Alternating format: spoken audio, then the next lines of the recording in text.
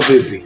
Picha unaiona hapa kwenye skrini ni picha ya kikombe cha kahawa, na hii ndiyo kahawa yenye bei kali zaidi duniani kushinda kahawa zingine zote.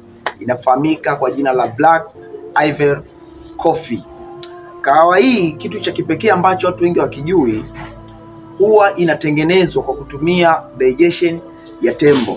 Yaani tembo anapewa hii kahawa, anaitafuna, yani anaila kabisa. Akishaila inaenda kufanyiwa digestion, inaenda kufanyiwa mmeng'enyo tumboni.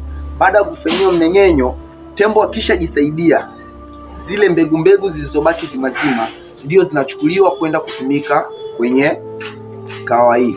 Wataalamu wanasema hii inasaidia kuondoa caffeine kwenye kahawa na kuondoa ile ladha ya uchungu kwenye kahawa na kufanya kahawa hii kuwa ina ladha ya tofauti kuliko kahawa zingine zote. Kwa hiyo na pia hii ndio kahawa pekee duniani ambayo inayotengenezwa kwa kinyesi cha tembo. Una maoni gani juu ya kahawa ya Black Ivory Coffee? Niwekea kwenye comment section, and then leo saa 4:30 usiku nitaposti video ambayo inaongelea maisha ya the Black Mamba Snake, yani maisha ya nyoka anayefahamika kwa Black Mamba. Story yake itaweka kwenye akaunti yangu ya YouTube, linki ipo kwa bio yangu, langu jina naitwa Majaliwa.